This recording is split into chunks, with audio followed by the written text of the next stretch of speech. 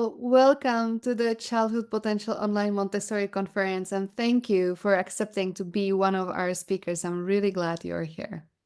Lucy, it is my pleasure. First, I will say a few words about you. You are very much welcome to add anything that I'm forgetting or anything that is still important, and then I will give you space to show your presentation.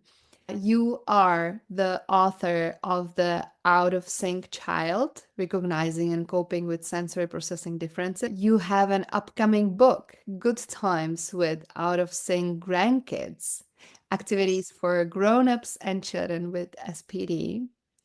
With Joy Newman, you have developed the In Sync Child approach to weave joyful movement experiences into every child's day. You have graduated from Barnard College of Columbia University and you have master's degree in education and human development from George Washington University. What did I forget? I have 5 wonderful grandchildren. I play the cello. Perfect. That's good enough. And you travel. We talked about you were visiting Prague, you were visiting Europe, so you traveled. I Um, love to. Carol, do you want to start with your presentation?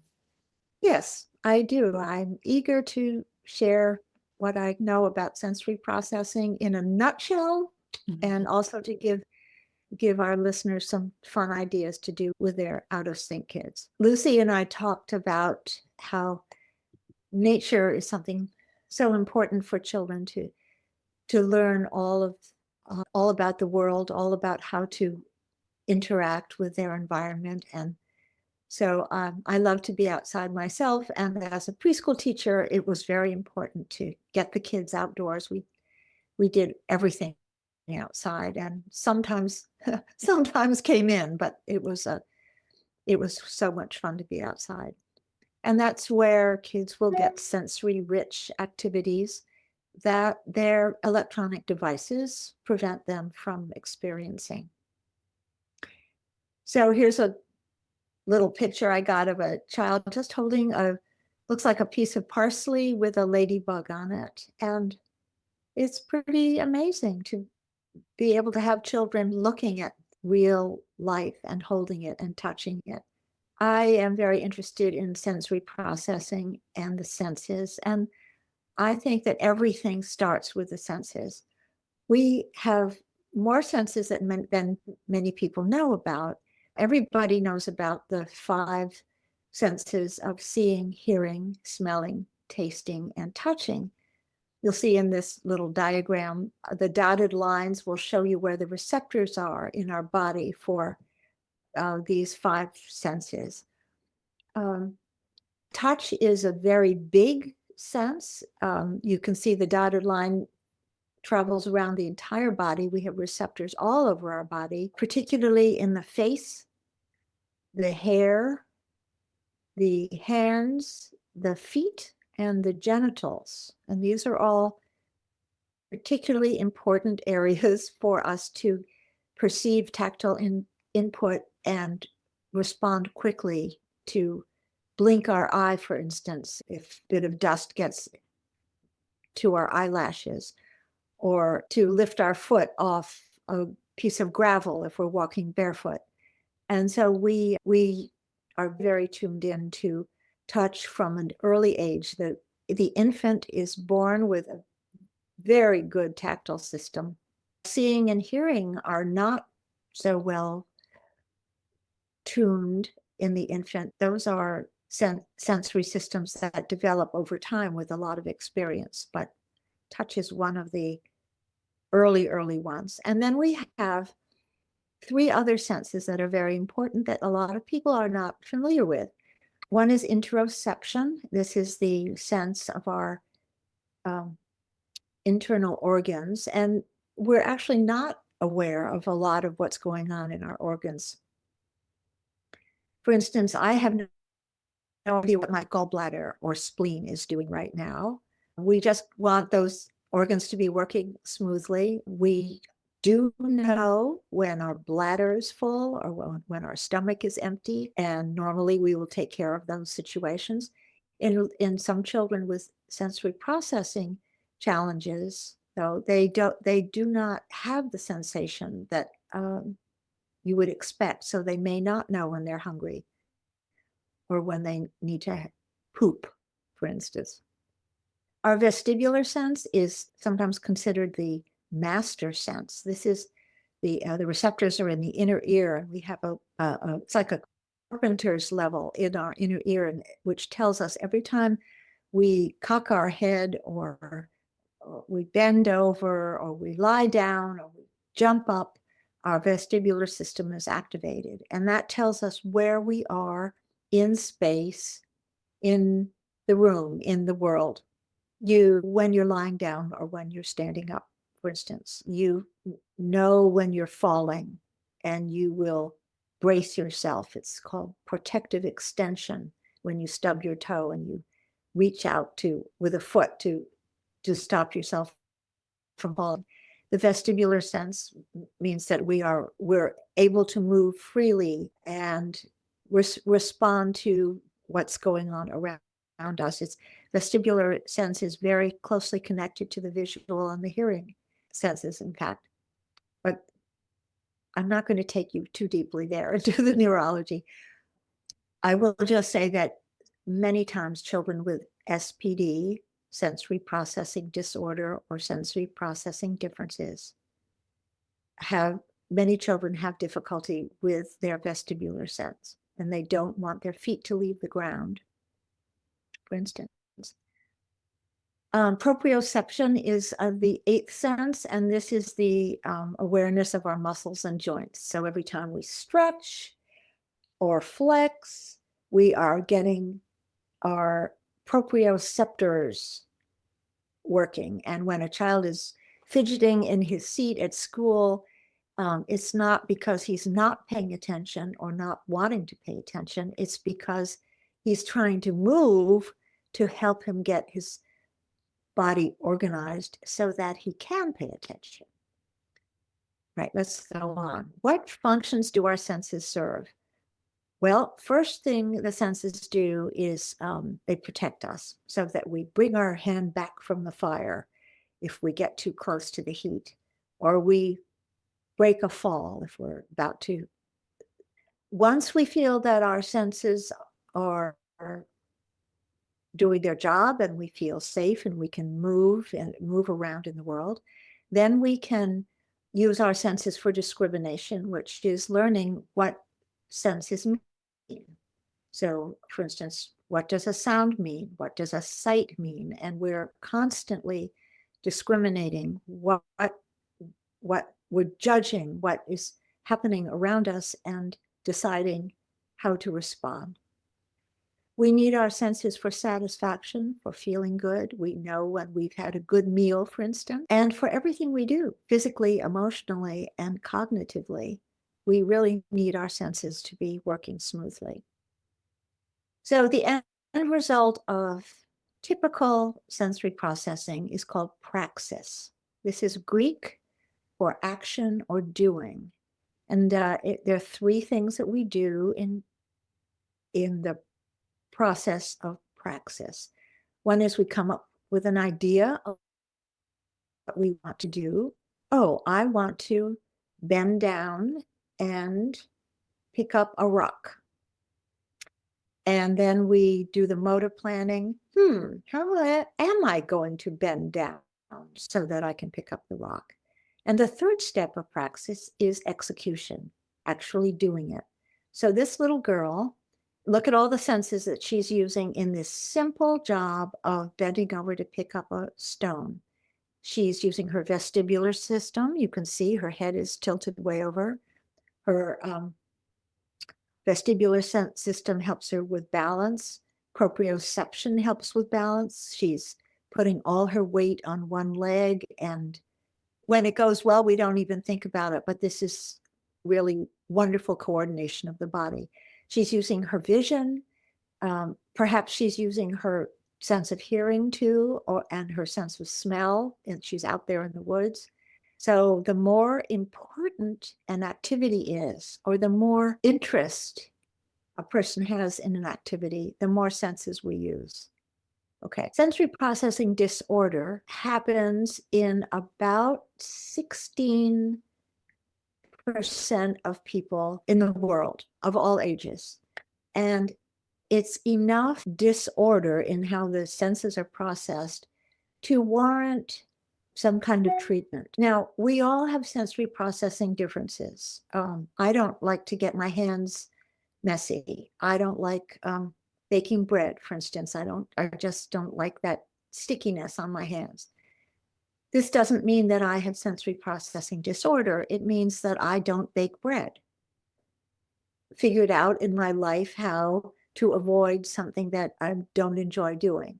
Sensory processing disorder is when taking in and managing and using sensations from one's body and one's environment is so confusing and limiting that the person does not function well in daily life. More and more, I'm using the word differences rather than disorder because a lot of children have mild sensory processing issues that we can address. And it's not something that requires a lot of therapy. So I just want everyone listening to be tuned in to kids and look at their behavior. Like, here's a little kid. He reminds me of a student I had when I was a preschool teacher who would fold his arms like this and turn his back, and he would say, I hate science. I hate art. I hate rhythm band. A kid doesn't hate science. It's because science or art or musical activities required him to get his hands on materials and to interact closely with other children and um, listen to instructions and respond appropriately. And this child's sensory processing was not going smoothly. And so it made him say, I'm going to turn off the world because it's too confusing for me. And little kids don't have the verbal ability to tell us, oh, my tactile system is working against me, teacher. So they will just say, I don't want to do it. Here are some categories of sensory processing differences. There are three major categories. One is sensory modulation problems, one is sensory discrimination issues, and one is sensory-based motor challenges. And I'm just going to whip through this really fast because I want to get to the fun. Sensory over-responsivity is the most common issue that we'll see in children, and this is of sensory modulation problems. Over-responsivity is the one where the child will turn away or say, stop, don't come near me. I call this child the sensory avoider. And the way it plays out at school or in the family, this child is often fearful and cautious or negative and defiant. Or the child may be very busy and flitting and darting and coming close to the shaving cream fun because it's interesting, but it means that the child would have to touch it. So he backs away right away and goes to look for something else to do. Or some kids will just want to retreat and be in the corner or under the table. Over responsivity, you will see in the child as a very quick, intense response to sensations that will surprise you if they affect the child. A door closing softly, for instance, isn't going to bother. Most people won't even notice it. Or if they do, they notice it and then they realize, okay, I can discriminate. That's not very important. I can get on with my mud pie. But the child who's the sensory avoider might actually jump when the door closes, and he might retract a little bit. These kids who are avoiders will be highly emotional. They cry often. They shout. They say stop, don't. Their activity and their words will show you that they're on overload. Another kind of modulation problem is under responsivity. And I put this picture in this little kid who has a face covered in mud and I'm guessing she doesn't notice it very much. These children are self-absorbed and they seem not to be paying attention. They're kind of sleepy and lost. Their bodies may be loose and floppy. They don't feel pain. They don't notice a toothache or that they've been scratched. I noticed as a teacher that the under-responsive kids seemed to be cruel to our school pets. We had guinea pigs and rabbits, and it seemed that they would squeeze these animals at first it seemed like these children were being unkind, and that was not the case at all. It was that they were interested. They needed to squeeze a guinea pig in order to know it, because they weren't getting the kind of information just from holding the pet and stroking it. They just needed to go at it more fiercely to get the information. They needed intense sensory input. The kids that do well when you put mud in the water table at preschool and let the children really get into the mud and make mud pies right in the classroom. But even better is to have them enjoying it outside and just watch them so they don't completely cover their bodies with it. Sensory craving is another kind of modulation issue. And the craver is the kid who's never filled up. He's always, always looking for more input. He will get himself into places that you think he ought to know not to do. He'll climb tree branches that other children know are too high for him. He will stuff his mouth with popcorn. He will turn up the radio dial so that the music is really loud. He wants more and more.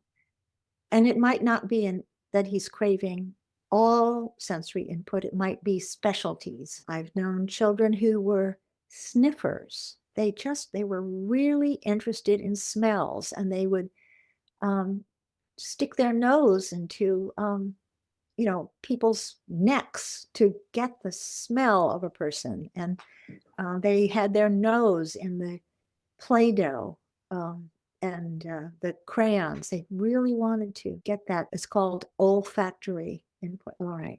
So those are modulation problems. Discrimination issues are when this is the jumbler. This is the child who's not aware of differences.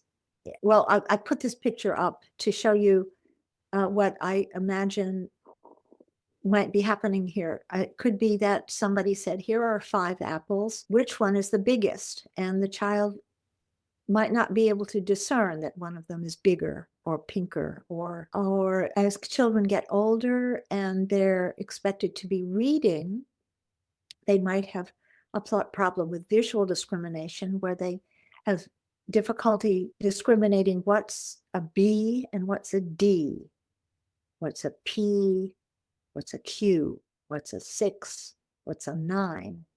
Or they might have auditory issues where they don't discern the differences among consonants B and D or K. So that discrimination problem will interfere with their conversations and communication. And then we have dyspraxia. This is another type of another way that sensory processing differences can play out. This is the sensory fumbler.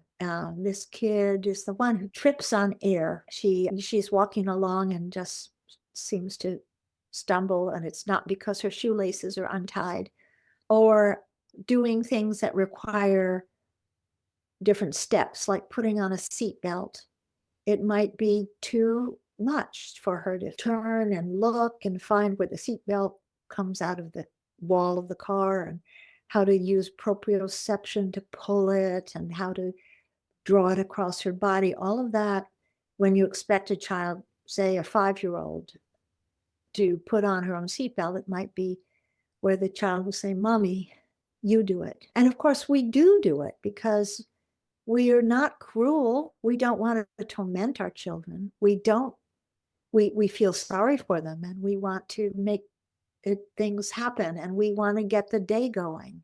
We don't have time But with the kids with dyspraxia, it's really important to give them time and give them many, many opportunities to practice putting on a seatbelt and other tasks that we might be impatient with. And then there are postural issues, and this is a picture of a little kid who's slumping.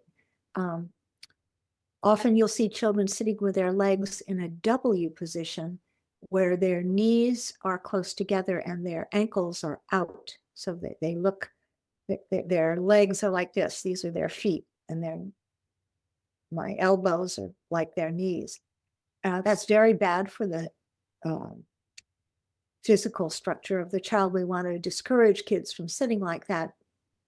They do it to get a stronger, wider base because they don't have their torso isn't strong enough to hold them up. When you see children who are having difficulty sitting, give them something to sit back on, like a camp stool, where they can, a portable, lightweight seat that they can sit back on, and that will help them sit. Kids with postural issues have difficulty with movement, with using bilateral coordination is using both hands, both eyes, both feet together. Crossing the midline is using the eye, the hand, and the foot on one side of the body in the space of the other eye, hand, and foot. So crossing the midline is actually going across our midlines. We have several, but here's one that goes right down the middle of us. So these are children who will not find it easy to go to an easel, pick up a brush from a pot of paint, and draw one horizon across the paper. Crossing the midline is a problem. These children will take that brush and they will go up to their midpoint, return that brush, and then use the other hand to finish the line with maybe another color paint. So maybe their intention was to make a green horizon, but the green has to stop here, and then over on the other side is the pot of red paint. And the horizon is completed with red. Not very satisfying. Watch for that. Okay, so wearing sensory spectacles, I want you to put on your pretend spectacles and ask yourself, what is the child avoiding? And examples are unexpected touch or movement, tags in the t-shirt, lumps in the food, loud noises like sirens or buzzing lights. Take note of it. You will begin to see patterns. So I think when you see patterns, there's a huge understanding that you'll begin to see how this all fits with children. I remember when I first learned about sensory processing issues in the 1980s, I didn't understand the connection between the child who jerked away from a gentle touch, refused to do anything manually that was messy, complained about his clothing, his tags, and was a very picky eater. At snack time, at preschool, he very choosy about what he ate. And then when I understood tactile over responsivity, tactile means touch, it all made sense. In his mouth, he didn't like the way certain foods felt. On his skin, the scratchiness of the tag was really bothering him. When another child accidentally bumped into him, that again was agitating the receptors in his skin. It was amazing. All right, ask yourself then, what sensations does the child actively seek? And here are some: swinging, jumping, fidgeting, chewing on his shirt, maybe. Look at what the child is doing all the time, and that information will also tell you if he's swinging constantly, he might be needing to nourish his vestibular system. If he's chewing all the time, he might be trying to get proprioceptive input into his jaw and mouth. If he's fidgeting, it might be that he needs to do something constantly with his hands to help his brain get organized. So again, just write down what you see happening all the time. The third question with your imaginary glasses on is, what do you notice that helps the child that the child might not seek, but that the child likes? So here are some suggestions. The child might not seek to be hugged, but when you do hug him, he relaxes and he calms and can pay attention to a task. Maybe the child needs to get into a really tight space, like crammed into a sleeping bag and wrapped up really tightly. And maybe he doesn't know how to do it, but loves it when he has some help to get into a really tight space. These will help, answering these three questions will help you learn about your kid. So what helps develop vital learning skills? So we're going to go outside now. I should say before we go outside, children with sensory processing issues will not always be as active as other children. And unfortunately, electronic devices add to the problem. The children already have the inclination not to get socializing. Maybe this is not true for the sensory craver who is out there all the time, but for a lot of other children who don't have good motor coordination, who don't feel comfortable in their world or in their own skin, these kids are very inclined to love the cell phone and the laptop and the computer because it's easy. There's not very much demand for them. They just have to use their thumb or their index finger to make things happen. And they don't use their whole body, which is fine with them. We cannot let this happen. We must not let this happen, that the devices take over the teaching. The world out there has to do the teaching. So this is what I want to see our little kids doing. Being outside, this child is standing on a tree stump, and you can see one foot is a little bit lower. Maybe he's going to fall down. Oh, well, that's not such a tragedy. I think children should fall down. If they don't fall down, they'll never learn how to get up. And that's kind of a world philosophy. I mean, I believe strongly in putting obstacles in children's way so that they learn how to get around the obstacle. It's antithetical to encouraging growth when we take away obstacles. No, no, no. Let's put them in the children's way. So give the child a challenge of a tree stump. And Willie, how are you going to get down from that tree stump? And he wants to do it. And not this, not that. We don't need our little ones excelling with their emailing skills. Not at all. The more important the activity, the more senses we use and the more we remember. More important, the more senses. Okay, so what helps? Just right sensory input and outdoor play. Just right is a term that was coined by Dr. Jean Ayres.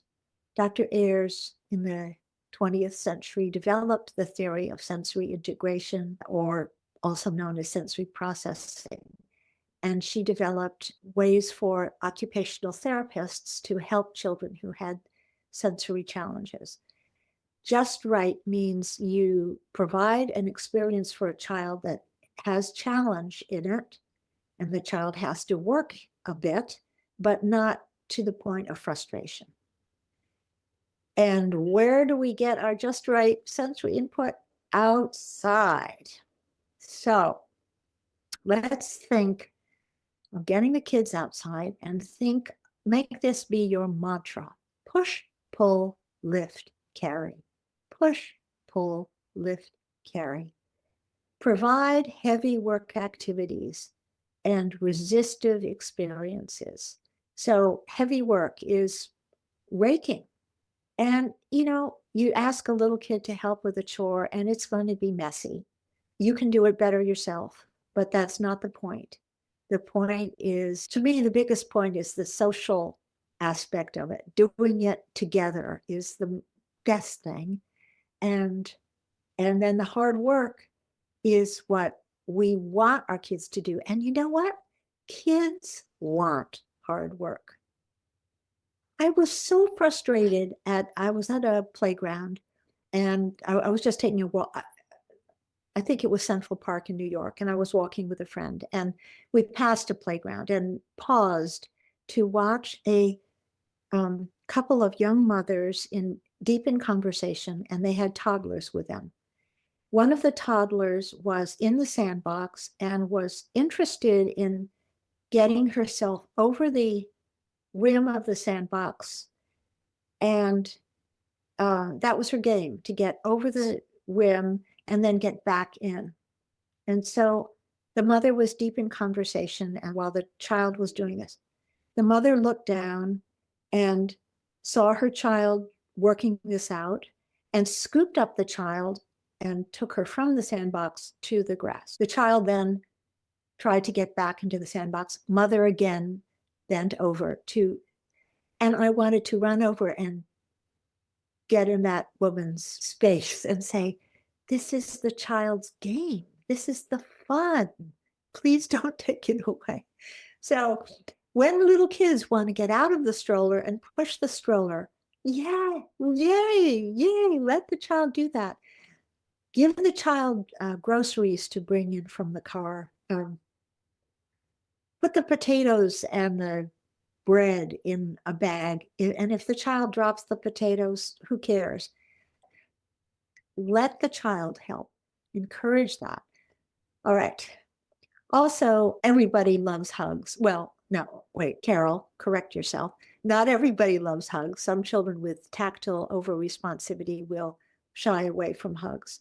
And we can give them the pressure that they need by letting them wrap up in blankets and become hot dogs or burritos and have them roll into a blanket.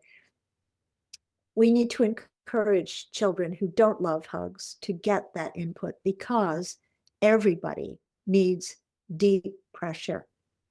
So a lot of kids will respond well to it. What helps all children? Dr. Ayers used this term also, supervised permissiveness. Maybe you're thinking, oh, there are going to be bugs and mold inside an old tree trunk. If you can get over that, let your child crawl through an old tree trunk. Let your child explore and watch children's joy. Look at the face of this little kid. She's just having a great time inside her old tree trunk. And if she didn't have anybody saying to her, don't go in there, it may be dirty. Dirt is okay.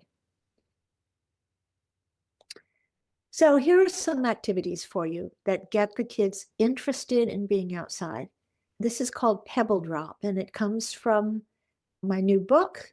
This is the draft of my new book, Good Times with Out of Sync Grandkids. So Pebble Drop, this is an activity that one of my grandsons came up with when he was 2. I gave him, for his second birthday, I gave him a wrapping paper tube. I wrapped the wrapping paper tube and put a ribbon on it, and he pulled off the ribbon, and I gave him a sack of little pebbles. My daughter-in-law told me it was the best present he had ever received. I took that with a grain of salt. He was only 2. He had not received that many presents. But anyway, he knew just what to do. He took the cardboard tube and he stood beside it and he held it upright.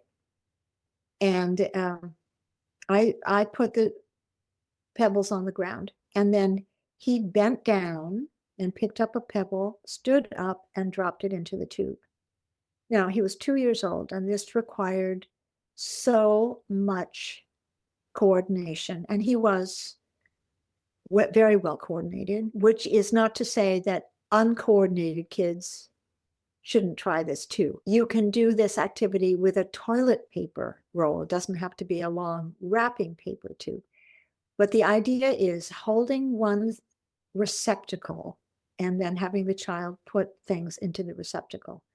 So there's visual discrimination going on, there's tactile discrimination, there's the vestibular system is involved because the child's position with his head upright or looking down, all of that is good for the vestibular system.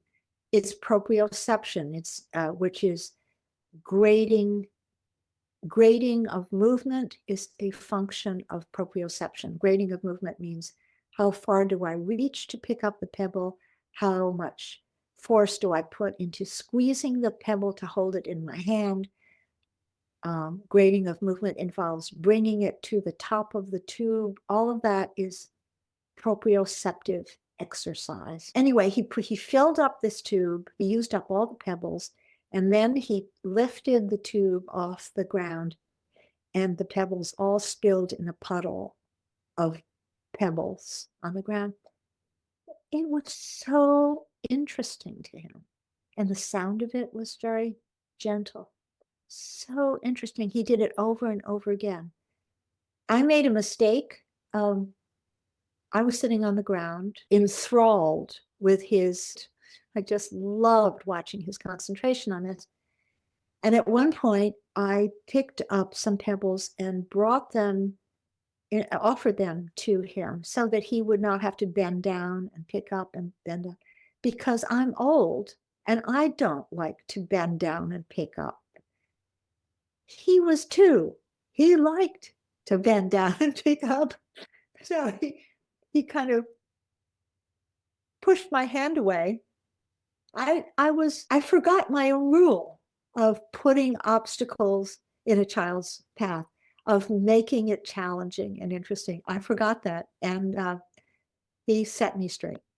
Okay, just try this. So I put in pebbles, I put in a picture of acorns. You can find all kinds of small things and see if this engages your child. Nature bracelet.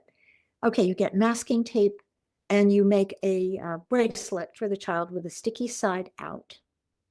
So I use 2-inch, it's wide masking tape. Put it on the child's left wrist, or if he's left-handed, put it on the child's right wrist, because he's going to be working with his dominant hand. And then you go out and you pick things up. And I'll tell you, this is totally immediately satisfying. The child puts a piece of grass and a buttercup petal, and it's done.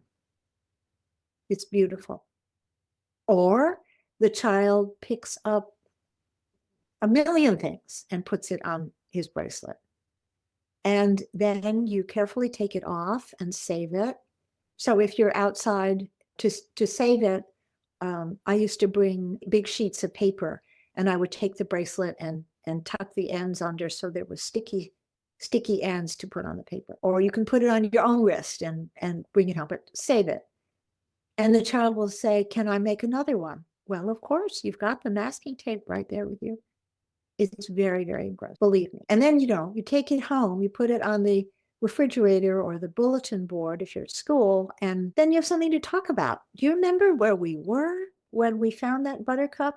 Do you remember the bird that was singing when we found that buttercup? And you looked up and you heard that bird?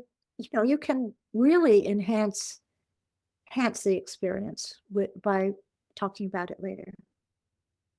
Nature's Rhythm Band. Outside again. Take a basket or a little carton and pick up things that make sounds. So those brown things in the middle are, I think it's called catawba. I always forget, but it's a kind of tree that drops these seed pods, and when they dry, you can shake them. Down in the lower left, I don't know if you can see my cursor. This branch comes from a sycamore tree. Sycamore trees have wonderfully unusual branches that drop now and then. And that's an elastic band that's stretching between the two arms of this twig, and it becomes something that you can twang, like a very, very primitive harp. And grasses are interesting to shake, and pine cones are fun to rub together, and just different things. And sit down on the ground and sing the national anthem. And that's that. And again, bring it home. I have used the collection as decorations on the dining room table. Just I put the stuff in the middle, and then everybody is eating supper, and we're talking about all the things that we found on our nature walk. Here's this is from Good Times with Out of Sync Grandkids. This is one of the grandchildren, and she's got seeds in a little jar, and she's shaking her leafy branches and having, okay, worm rescue. This this little kid here is holding a worm in his hands. Now, not everybody is going to be comfortable holding worms. I hope you grown-ups are. Worms, on a wet day, they'll come out of their burrows, and then they get stuck on the sidewalk often. So I always pick up worms and put them back, and I have encouraged little children to do that too. Some children will have a very speedy rejection of this. That's fine. I don't know why it is. I don't like sticky bread dough, but I don't mind picking up a worm. Well, you see, that's actually a good example of how sensory processing issues don't always have to be entirely consistent. Sometimes things will bother you, and sometimes something like it won't bother you. Anyway, encourage the child to pick up a worm, and you do it, and have the child touch it in your hand, and then put the worm down in the grass, not back on the sidewalk, which the worm really didn't want to go to. Fun with sticks. Sticks are great. We saw a few slides ago how you can make musical instruments out of sticks. You can make letters. You can draw in the dirt. You can poke holes and put seeds in the ground. You can put marshmallows on sticks and roast marshmallows. You can add sticks to the pile of sticks for a campfire or for kindling for the indoor fireplace. I mean, there are just a million things to do with sticks. You can paint with sticks. That's really interesting too. So bring the sticks in and use them instead of brushes to have the children try painting with them. Another game is tossing sticks into a stream and watching them go. This is best done from a bridge. Some of you might be familiar with Christopher Robin, books about Christopher Robin. And Christopher Robin and his teddy bear, Pooh, played a game called Pooh Sticks. And that's where this idea came from. You stand on the bridge, you each have a stick, you throw it in, then you hurry to the other side of the bridge and see whose stick comes along first. Of course, you have to be on the right side of the bridge to drop it in. The upstream side is where you drop it in, but you know that. Okay, what does stick fun do? All kinds of senses: tactile, proprioceptive, vestibular, visual, auditory. It's important fun, and it gets all the senses working and integrating and developing skills that children need for learning. Scavenger hunt. What you need is a list if children are old enough to read, or make little sketches of items. And so a helicopter seed, that's what you call what this little child has stuck on her forehead and her nose. These spin and fall from maple trees. I don't know if you have them in wherever you are living, and they're sticky. And so have the child go out with a list of things to find, and make it age appropriate. So for a preschooler, maybe have the child look for 3 things. For an older brother or sister who's 12 things. And I hope you will find this so satisfying. It gives the child an opportunity to have a new look about the outdoors. And then if you can encourage a child to tell you something, that might be challenging. I wouldn't expect a 3-year-old to say, this helicopter seed that I planted on my nose came from the maple tree. But maybe an older child would be able to tell you that. But push and challenge the child to have awareness of where the item came from and something about it. Okay, natural categories. This is getting a big assortment of items. I start with a dozen or 15 items. You don't tell the child how to categorize them. You say to the child, make groups of things that belong together.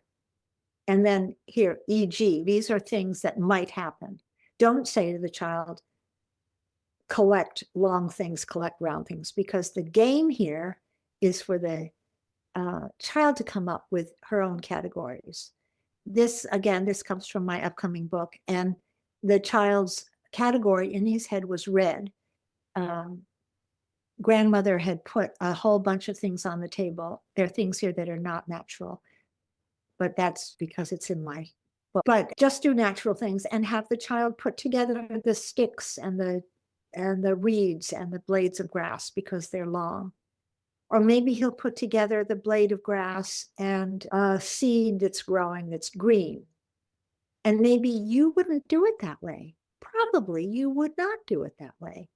And the tendency is for the people watching to want to get in there and do it a different way. And that's why this game is so much fun. Have the same objects, have one person at a time make categories. Then the other people in the group, it might be you, one grown-up, it might be 6 of you in the family, but the others guess what the child's categories were. And then everyone in turn gets to do it his or her own way. And you'll find siblings are very impatient. No, that's not the way to do it, they'll say to a little kid.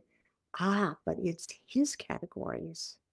He owns those categories. How satisfying. Okay.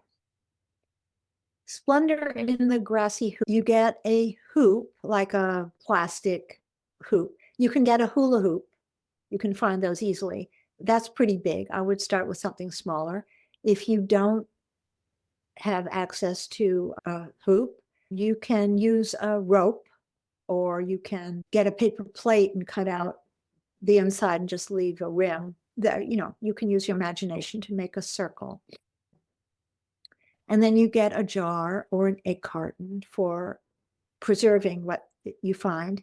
But here are the other tools: spoon, tweezers, pie tin or paper plate, and a magnifying glass. And then what you do is you have the child lie on the grass, and it doesn't have to be grass. I recommend some grass inside the area, which is called a transect.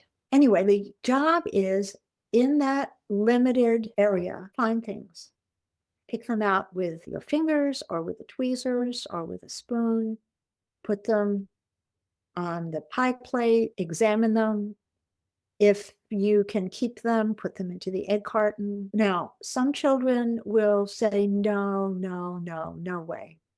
And here are some reasons.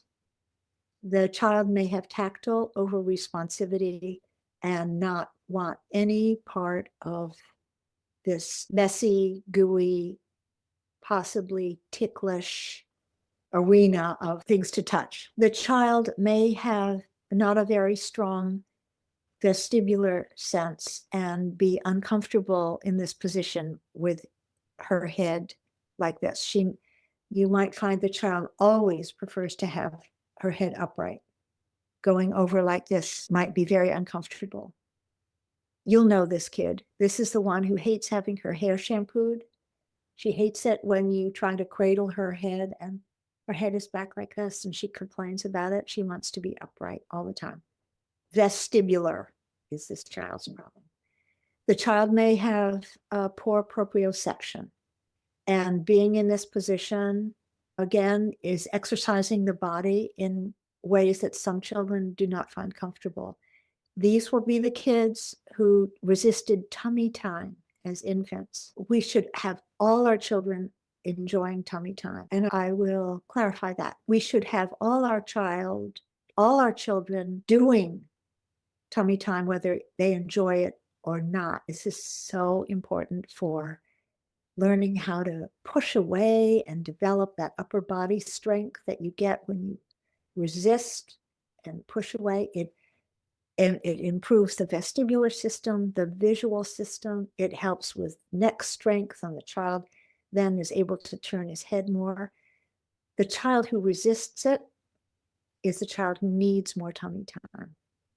So even if the kid squawks, put him on his tummy for a short time, several times a day, and lengthen the time so that he's more comfortable doing it. Okay, other reasons a child might not want splendor in the grass, it might be that visually, it's just hard to discriminate all those little parts that are in the transect in the hoop. Ask yourself the questions. If a child is resisting an activity that a lot of kids like, but one child is not liking, ask yourself those questions. What about the sensations of this experience are getting in the child's way? And I don't want to suggest that you insist that a child be on his tummy for a long time. I want you to offer these opportunities. I want you to be resolved to bring children to the table. Find a way so that we're not having kids saying, I hate art, I hate science,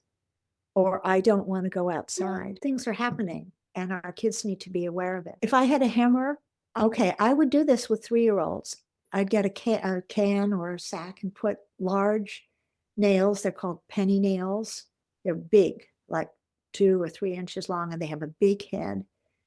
And we would do this at nursery school. We had these stumps around the school, and real hammers, not little kid hammers, not lightweight food hammers like you would use for cracking a crab shell. Real hammers. And the child lifts it up and bangs on the hammer, and not all the nails go in straight, but if the tree trunk is old enough, the wood will be soft, and the satisfaction of hammering a nail is supreme. If you don't believe me, you can also use golf tees and a block of styrofoam or a pumpkin as instead of the tree trunk.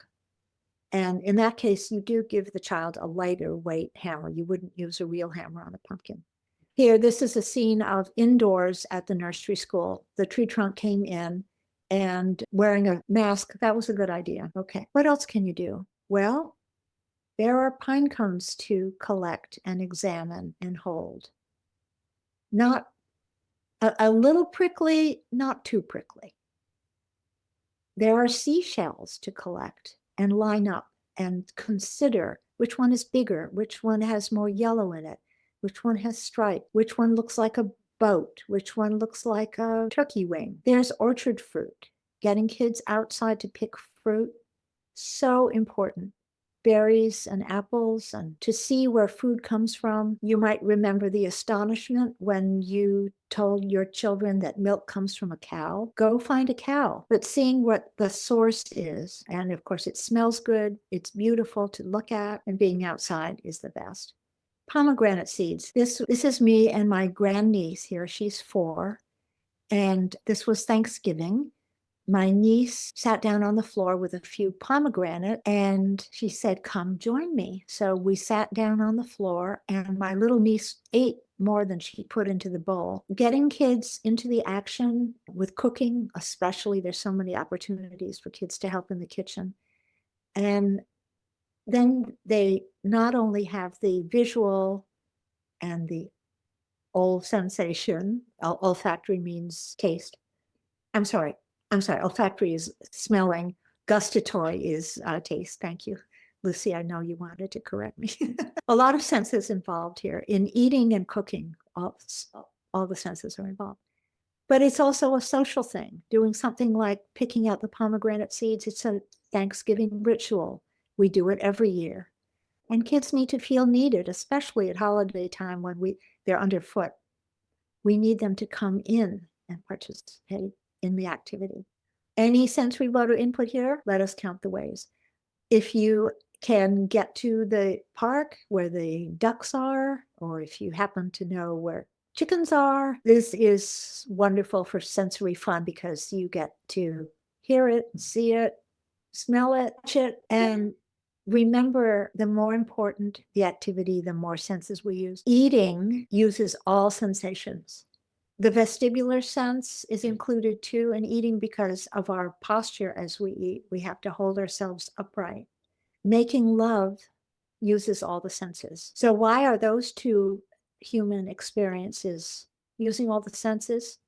Because if we didn't do those things, there would be no people on this earth. How many senses does a child use when he is doing a video game? His eyes, maybe his ears, maybe a finger. Vestibular, not so much, not if he's leaning back in against his comfortable couch cushions. His taste, his smell, no.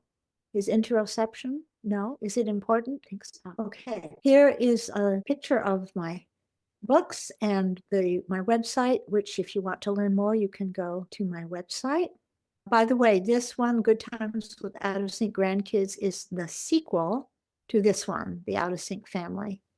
Sensory World published this one in 2023, and this one comes out in 2025. This one, my grandson Asher wrote this book about a little boy who can't take his dog to the park. So he takes his alligator and his bumblebee and his cuckoo bird, and he goes through the alphabet. And here's information about the books and materials I have co-authored with Joy Newman. And that's my story. So I'm glad you've been with me. Hope I haven't bored you. Thank you very much for your presentation. It was a pleasure to watch, to hear. Thank So you. thanks a lot. You're welcome. You're welcome. And be in touch with me. I answer all my email. You can get to me through my website. Thank you, Lucy. Thank you, Carol. Thank you for your time. Thank you for accepting to be one of the speakers.